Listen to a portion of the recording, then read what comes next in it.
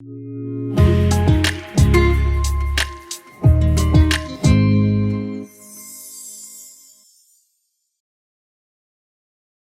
dimanche.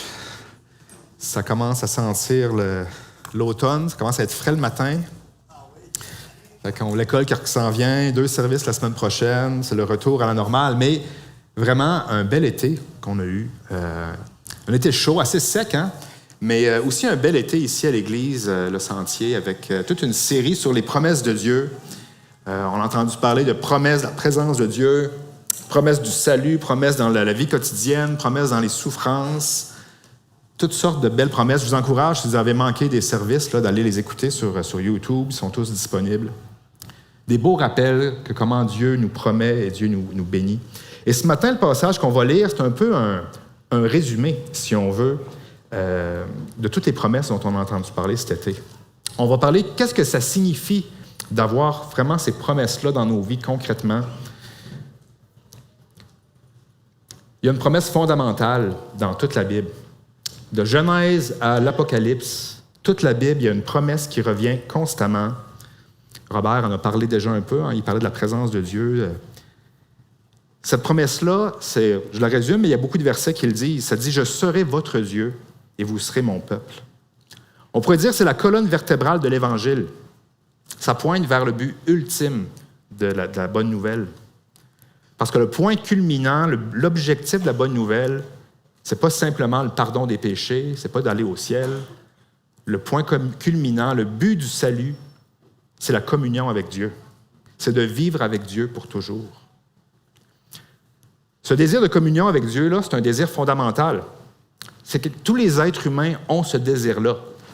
Ils ne l'expriment pas nécessairement en disant « j'ai le désir de la communion avec Dieu », mais ils ont quelque chose en eux, il y a un sentiment, un désir d'espoir qui est difficile à expliquer. J.R. Tolkien, je ne sais pas si vous connaissez Tolkien, moi je suis un peu nerd. J'ai tous les livres, j'ai même les autres livres autres que Le Seigneur des Anneaux. J'ai les lettres de Tolkien, hein, les correspondances qu'il y avait. Dans une de ces lettres, Tolkien écrit « Nous aspirons tous à Éden. Et nous l'entrevoyons constamment, notre nature tout entière, dans ce qu'elle a de meilleur, de moins corrompu, de plus doux, de plus humain, est encore imprégnée d'un sentiment d'exil. » Je pense que c'est quelque chose que tous les êtres humains ressentent, même si on n'a pas de nom pour le décrire. Ça peut être un sentiment de nostalgie, un sentiment de mal du pays. On peut penser à des moments heureux du passé, on aspire à retrouver quelque chose, des proches, son foyer.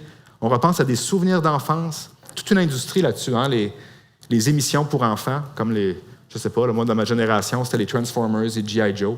Il y a des adultes, tu sais, qui achètent encore les DVD de ça parce qu'ils ont une nostalgie de quelque chose.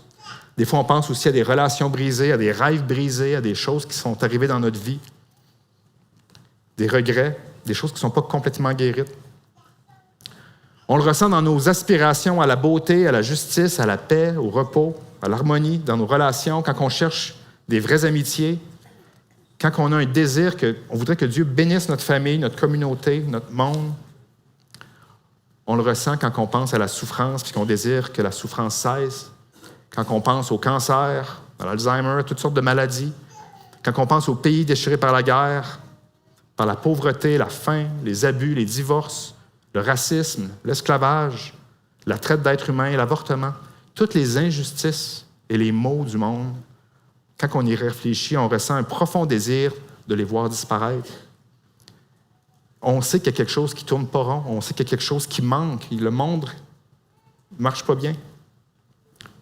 Chaque fois qu'on ressent ce genre de désir-là, on aspire à Éden. On aspire à être ramené dans la présence de Dieu. On aspire au paradis retrouvé. On aspire à la communion avec Dieu. C'est une phrase célèbre de saint Augustin dans les Confessions. Il dit « Tu nous as créés pour toi-même et notre cœur est sans repos jusqu'à ce qu'il se repose en toi. » Avant de commencer à voir le passage ce matin, on va prier. Père éternel, Dieu Tout-Puissant, merci parce qu'on peut s'approcher de toi. Oui, on a le désir d'être en communion avec toi, Seigneur. Ouvre nos cœurs ce matin. Parle-nous et instruis-nous, qu'on puisse porter des fruits pour ta gloire, que chaque personne ici, chaque personne qui écoute en ligne, puissent se sentir touchés, sentir ta présence. Seigneur, c'est toi qui veux bénir cette parole. Amen.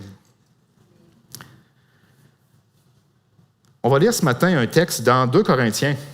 2 Corinthiens, chapitre 6, à partir du verset 14, où Paul, qui écrit 2 Corinthiens, cette lettre-là, parle de la promesse de communion avec Dieu, puis de qu'est-ce que cela signifie concrètement avec nous, pour nous, dans nos vies. Alors, 2 Corinthiens, chapitre 6, à partir du verset 14, on va lire jusqu'au verset 1 du chapitre 7.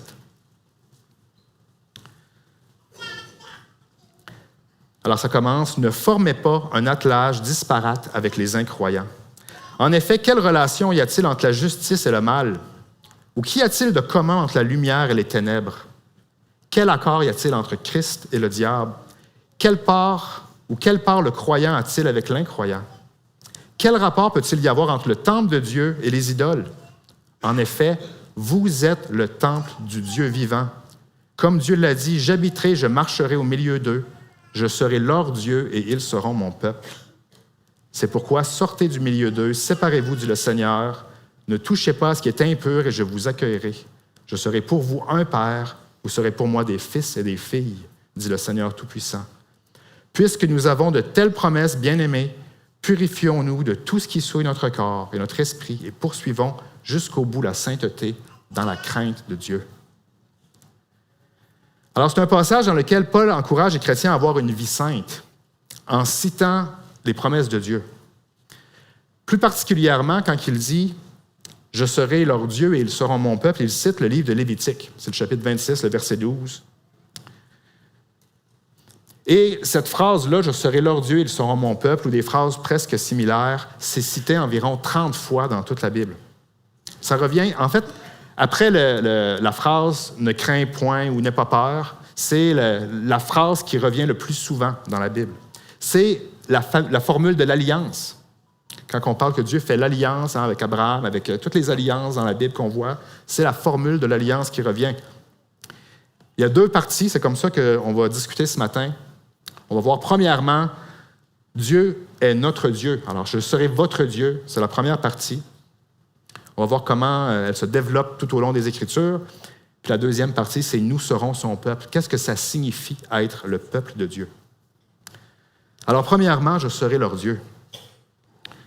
Alors, de la Genèse jusqu'à l'Apocalypse, de toutes les alliances qu'on peut lire dans la Bible, la même chose est répétée, « Je serai leur Dieu, ils seront mon peuple ». C'est le cœur des Écritures. Si les Écritures étaient une symphonie musicale, là, ça serait le thème principal qui revient à plusieurs endroits. Ce n'est pas seulement une idée théologique, c'est vraiment l'histoire sainte, c'est l'histoire de Dieu qui s'approche de son peuple parce qu'il veut y demeurer. C'est ce qui est au cœur de tous les récits bibliques et ça exprime le désir de Dieu d'établir une relation, une alliance et de demeurer avec son peuple. C'est elle qui ancre l'ancienne et la nouvelle alliance. Charles Spurgeon, le fameux prédicateur anglais, a dit de ces mots-là, c'est le chef-d'œuvre de toutes les promesses. Si vous êtes comme moi, ce n'est pas nécessairement le verset auquel j'aurais pensé en premier en disant c'est quoi le chef-d'œuvre de toutes les promesses de Dieu. Il y a peut-être d'autres versets qui seraient venus en tête, Jean 3,16 ou d'autres versets connus. Mais quand on y réfléchit, cette promesse-là est stupéfiante. C'est des mots courts, simples, un enfant de 2 ans peut comprendre. Et je pense qu'on a perdu un peu cette capacité de s'imprégner de cette promesse-là parce qu'on pense beaucoup à nous-mêmes à notre époque. On a oublié la profondeur, de la richesse, de la sagesse, de la connaissance de Dieu. Puis on est constamment centré sur nous-mêmes. On pense à nos besoins, à nos épreuves, à notre travail, à nos désirs, à nos relations. On pense à nous-mêmes. Pourquoi est-ce que cette promesse-là est fondamentale? C'est parce que cette promesse-là réunit un peu toutes les autres promesses. La promesse de la terre, la promesse de bénédiction, la promesse de pardon, la promesse de vie éternelle. Elle vise à restaurer la relation avec Dieu. C'est une promesse qui révèle le cœur de Dieu aussi. Dieu ne veut pas juste réparer le monde, il ne veut pas juste réparer ce qui est brisé dans le monde, il veut vivre avec nous, il veut nous connaître, il veut être en communion avec nous. Et c'est une promesse qui culmine en Jésus, en Jésus-Christ, qui est appelé Emmanuel, littéralement Dieu avec nous. C'est lui qui nous réconcilie avec Dieu et qui assure que cette promesse est vraie. En fait, si on pouvait résumer la Bible en une phrase, on pourrait dire probablement Je serai votre Dieu, vous serez mon peuple. C'est un bon résumé.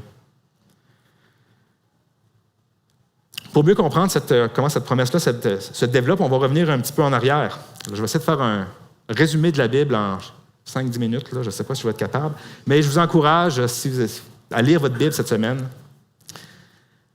La Bible, ce n'est pas juste une collection de livres disparates. Hein. Souvent, on va dire la Bible, c'est une collection de 66 livres. Mais vraiment, la Bible, c'est un livre qui est unifié et qui développe un récit incroyable de la Genèse jusqu'à l'Apocalypse. Et c'est structuré autour de la présence de Dieu avec son peuple, autour du royaume de Dieu, quand la Bible parle du royaume de Dieu.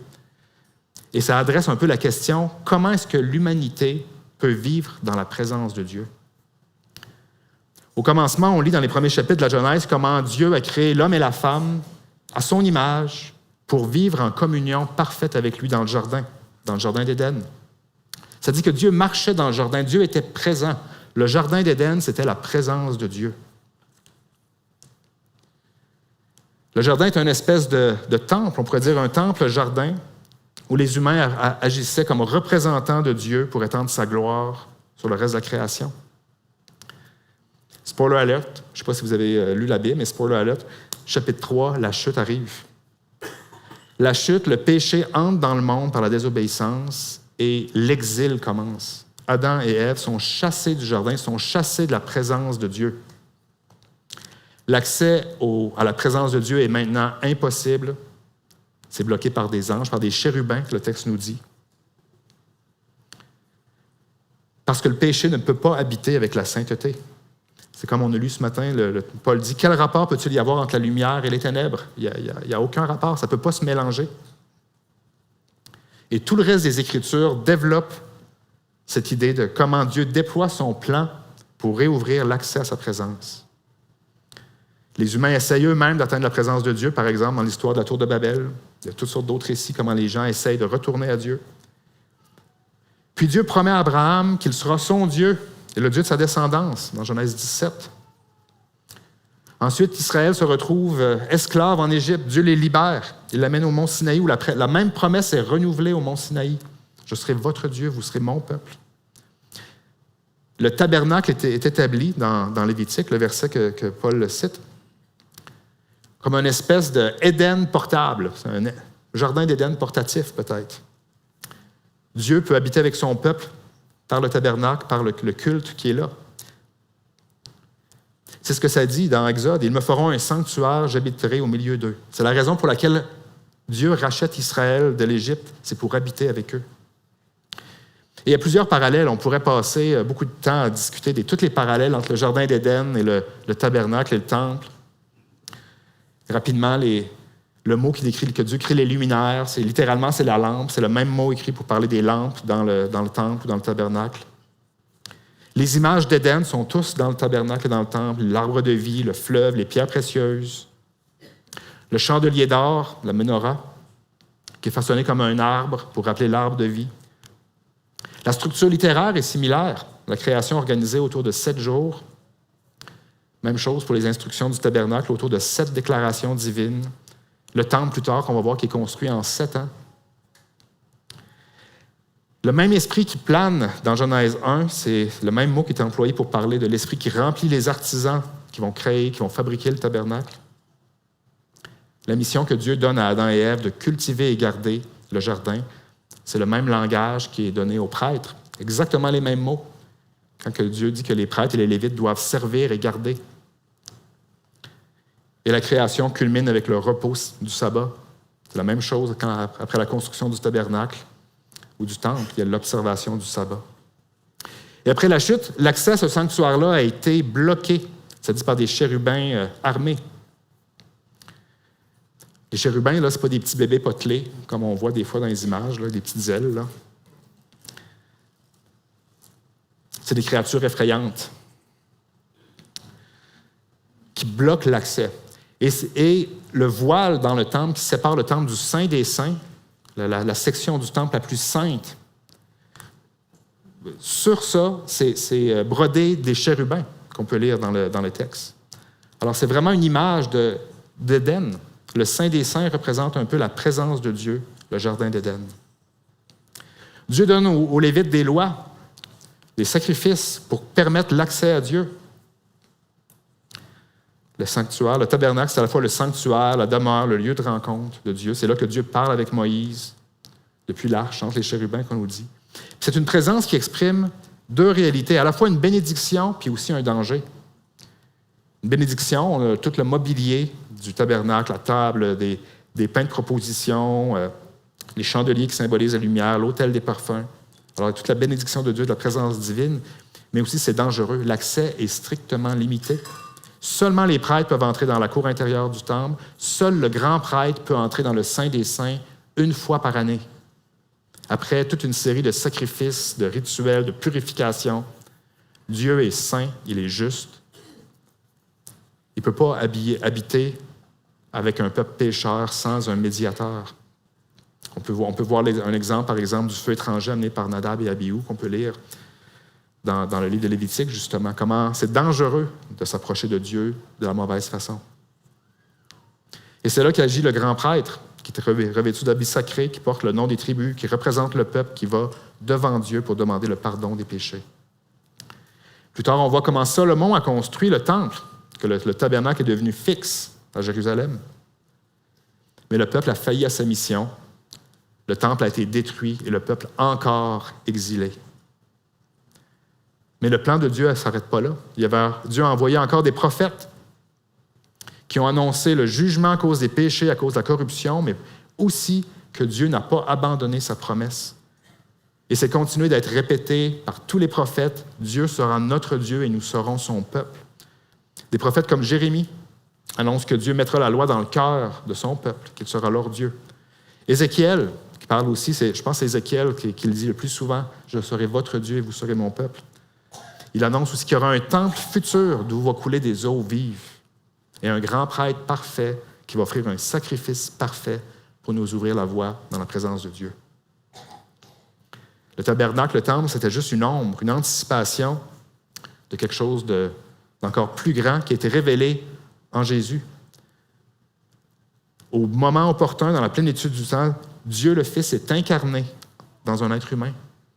Emmanuel, Dieu avec nous, Jésus, c'est la présence de Dieu qui marche de nouveau parmi son peuple. Il a guéri, enseigné, pardonné les péchés, il a vécu, il est mort, il est ressuscité, il est monté vers son Père pour régner et intercéder. En Christ, les croyants peuvent maintenant accéder à Dieu. Jésus, c'est lui le nouveau temple qui grandit au travers des nations. Christ est le grand prêtre parfait qui veut présenter le sacrifice qui nous ouvre l'accès au Saint des Saints. Le voile a été déchiré. On peut retourner en Éden, en Jésus. Il nous a donné son Saint-Esprit, qui est la présence de Dieu dans son peuple lui-même, en nous. Dieu vient habiter en nous et dans son Église. Et c'est là que Paul applique directement cette promesse. Nous sommes le temple du Dieu vivant. Comme Dieu l'a dit, « J'habiterai et je marcherai parmi eux, je serai leur Dieu et ils seront mon peuple. » Ainsi, en Christ, par l'Esprit, la promesse est déjà réelle. Dieu demeure parmi son peuple dès maintenant. Mais bien que réel aujourd'hui, on sait que ce n'est pas encore pleinement achevé. On continue à lutter avec le péché. On voit encore les souffrances dans le monde. Puis on aspire à une communion sans entrave avec Dieu. Et quand on arrive dans le dernier livre de la Bible, de l'Apocalypse, à la toute fin, on voit comment toute la création devient le temple de Dieu. Où le Dieu de l'agneau, ce sont les nouvelles lampes, la nouvelle Jérusalem qui descend du ciel et où Dieu habitera finalement avec son peuple. Et Éden est renouvelé. Je pense que Robert a lu ce verset-là la semaine dernière, dans Apocalypse 21. « J'entendis une voix forte venant du ciel qui disait « Voici le tabernacle de Dieu parmi les hommes. Il habitera avec eux, ils seront son peuple, et Dieu lui-même sera avec eux. Il sera leur Dieu, il essuiera toute larme de leurs yeux. La mort ne sera plus. Il n'y aura plus ni deuil, ni cri, ni douleur, car ce qui existait avant a disparu. » Et dans le tout dernier chapitre de la Bible, Apocalypse 22, on voit que Dieu, au milieu de cette nouvelle Jérusalem, place un arbre, l'arbre de vie qui guérit les nations. La Bible commence avec Éden et finit avec le jardin d'Éden. Si vous voulez faire un exercice, lisez Genèse 1 à 3, puis ensuite lisez Apocalypse 21 à 22, les parallèles. Et pour revenir à notre texte, Paul cite Lévitique 26, 12, comme je disais, et il l'applique aux chrétiens, « Car nous sommes le temple du Dieu vivant. Comme Dieu l'a dit, j'habiterai parmi eux, je marcherai au milieu d'eux, je serai leur Dieu et ils seront mon peuple. » Si Dieu est notre Dieu, alors nous sommes son peuple. Et ce privilège implique un statut particulier. Et ce statut-là, c'est la sainteté. Dans Lévitique, ça dit justement, « Vous serez saints car je suis saint. » Alors, c'est la deuxième partie. « Ils seront mon peuple. » Et au chapitre 7, dans 2 Corinthiens, ça dit « Puisque nous avons de telles promesses. » Alors, cette promesse que Dieu est notre Dieu, puisque nous avons de telles promesses, bien-aimés, purifions-nous de tout ce qui souille notre corps et notre esprit et poursuivons jusqu'au bout la sainteté dans la crainte de Dieu. La promesse qu'on a discutée exprime l'espoir. Maintenant, on parle ici de l'accomplissement de cette promesse-là. L'Église, c'est le corps de Christ. Chaque croyant de toutes les nations, de toutes les époques, incarne la présence de Dieu. Nous sommes le temple de Dieu. Le temple du Dieu vivant. En tant que chrétien, on doit imiter Dieu et Christ et marcher dans la beauté de la sainteté. Dès que le terme sainteté est mentionné, on a chanté ce matin, « Règne en moi », on parlait de la sainteté dans ce chant-là. Beaucoup pensent à une espèce de perfection absolue, à une norme inaccessible aux humains. Souvent, les gens vont être mal à l'aise. Ils vont penser que c'est du légalisme. La sainteté commence à la nouvelle naissance, la Bible nous dit. En fait, le terme principal dans le Nouveau Testament pour parler des chrétiens, ce n'est pas chrétien, c'est saint. Partout, ça parle des saints. L'Église catholique, je pense, a des critères. Il faut faire 2 miracles documentés pour devenir un saint. La Bible nous dit que quand on devient un enfant de Dieu, on devient un saint. C'est dit plus que 60 fois dans le Nouveau Testament. La sainteté, puis le terme apparenté, sanctification, ont pour sens fondamental la séparation, le fait d'être mis à part. Ça implique une triple séparation. On est séparé par Dieu comme sa possession à lui, on appartient à Dieu. On est séparé des choses communes et de l'ordinaire, et on est séparé de tout ce qui est péché, de tout ce qui nous souille. La sainteté, c'est essentiel à la communion avec Dieu, parce que seulement ceux qui sont saints peuvent s'approcher de la présence de Dieu. Ce que Paul est en train de dire ici, puisque nous avons de telles promesses, bien-aimés, ce que Paul est en train de dire, c'est que la sainteté est fondée sur les promesses de Dieu. Nous sommes le temple du Dieu vivant. Dieu est notre Dieu, alors on peut être saint. Ça veut dire qu'on a une identité à reconnaître. Vous êtes le temple du Dieu vivant. La foi en Jésus produit une transformation. Les chrétiens sont reconnus par Dieu. C'est leur Dieu. Et ils sont des saints. La Bible dit que les choses anciennes sont passées, que les croyants sont nés d'en haut, que les croyants se sont détournés des ténèbres pour se tourner vers la lumière. Ça dit que la Bible, qu'on est unis avec Christ par sa crucifixion, sa mort, sa résurrection, qu'on est libérés de l'esclavage du péché. Les saints ont crucifié la chair avec ses passions et ses désirs. Individuellement et collectivement, nous sommes le temple du Dieu vivant. Le Nouveau Testament, en grec, utilise 2 termes pour parler du temple. Quand on parle du bâtiment dans son ensemble, toute la structure, le terme grec, c'est hieron. Mais la pièce intérieure, le Saint des Saints, où Dieu habite, ça s'appelle le naos. Paul, ici, emploie le mot naos. Quand il dit « vous êtes le temple du Dieu vivant », littéralement, il dit « vous êtes le Saint des Saints du Dieu vivant ». Vous êtes le naos de Dieu, vous êtes l'endroit où Dieu habite, le sanctuaire le plus intime de la présence divine. Ça veut dire qu'on a une incompatibilité à maintenir. Paul dit « séparez-vous d'eux ». Puisque vous êtes le temple de Dieu, vous devez vous séparer de tout ce qui souille. C'est pourquoi Paul ordonne, ne vous mettez pas avec les infidèles sous un joug étranger. Ça, c'est la traduction que moi, je suis habitué dans Louis II, je pense 1910. La sainteté implique, nécessite et exige la séparation de tout ce qui déplaît à Dieu. Et ce n'est pas du légalisme. On ne fait pas ça pour être sauvé. On fait ça parce qu'on est sauvé, parce qu'on est le temple de Dieu. Paul s'adresse ici à des saints. Les croyants et les non-croyants appartiennent à 2 réalités spirituelles opposées. Alors les chrétiens doivent veiller à ne pas s'unir à ce qui les détournerait d'une vie sainte, conforme à l'Évangile. C'est pourquoi Paul pose 5 questions rhétoriques dans le texte qu'on a lu. Quelle relation y a-t-il entre la justice et le mal? Il n'y en a aucune. C'est deux contraires. Il n'y a pas d'overlap. Qu'est-ce qu'il y a de commun entre la lumière et les ténèbres? Quel accord y a-t-il entre Christ et le diable? Quelle part a le croyant avec l'incroyant? Quel rapport peut-il y avoir entre le temple de Dieu et les idoles? Si on est le temple de Dieu, il ne peut y avoir aucune idole dans ce temple. Dieu se soucie de l'ennemi intérieur, tant collectivement qu'individuellement. On doit être dans le monde, mais on n'est pas du monde. Et cette séparation-là, cette sainteté, ce n'est pas un acte négatif, c'est un acte positif de se consacrer à Dieu. Puisque nous avons de telles promesses, bien-aimés, purifions-nous de tout ce qui souille notre corps et notre esprit et poursuivons jusqu'au bout la sainteté dans la crainte de Dieu. On peut comprendre cette exhortation-là, la lumière, la signification spirituelle du tabernacle et du temple et de la promesse que Dieu est notre Dieu. Tout ce qui touche au culte, comme on a parlé du temple, doit être saint.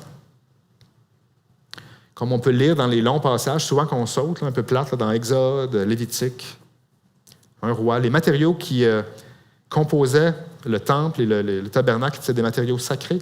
Les prêtres devaient être consacrés. Les lois, les sacrifices suivaient toutes sortes de détails. Il y avait un rejet de tout ce qui souille. Et Paul considérait les croyants de Corinthe comme des saints, purifiés, sanctifiés par Christ, dotés de l'esprit, de dons spirituels, mais il les exhortait quand même à se purifier dans le domaine de la chair et de l'esprit. Tout ce que le Saint-Esprit nous révèle par la parole, par son œuvre intérieure, dans notre conscience, par la prière, et qui n'est pas conforme à Christ, est une souillure aux yeux de Dieu. Une souillure qui peut être de la chair, des choses extérieures, ou de l'attitude intérieure, quand ça parle de l'esprit. Tout ce qui n'est pas pleinement conforme à Christ doit être purifié. Et ça demande une participation active du croyant à la repentance, à la confession, au renoncement, à l'humilité, à l'obéissance continue dans la crainte de Dieu. La crainte de Dieu, ça dit que c'est ce que Paul dit, de poursuivre la sainteté dans la crainte de Dieu, c'est de reconnaître qui est Dieu et de réagir avec une crainte sincère. On ne veut pas lui déplaire, on ne veut pas lui désobéir. Dieu est un feu dévorant. La crainte de Dieu, c'est aussi le choix conscient d'adopter la même attitude que Dieu envers le péché. Dieu ne tolère pas le péché. Dieu haït le péché. Et on doit manifester cette attitude dans notre vie en choisissant ce qui lui plaît. On est une époque où on a perdu la crainte de Dieu. On n'a plus peur de lui désobéir. Certains ont oublié que Dieu n'est pas juste gracieux, ce n'est pas juste un Dieu de grâce, c'est aussi un Dieu juste. Et cet oubli-là, c'est quelque chose qui affaiblit, qui ralentit notre progression dans la sainteté. Sans cette crainte de Dieu-là, on devient négligent, on minimise nos péchés, on continue d'être attiré par le mal, on continue d'avoir une foi superficielle. Mais la Bible nous enseigne que la crainte de Dieu nous conduit à aimer la vérité, à rejeter le mal et à marcher dans ses voies. C'est le commencement de la sagesse. Comme le psalmiste, on peut prier à chaque jour « Enseigne-moi tes voies éternelles et je marcherai dans ta vérité. Dispose mon cœur à craindre ton nom. » C'est dans le psaume 86, verset 11. Ayant donc de telles promesses, bien-aimés, purifions-nous de toute souillure de la chair, de l'esprit, achevant notre sanctification dans la crainte de Dieu. Dieu est notre Dieu, nous sommes son peuple.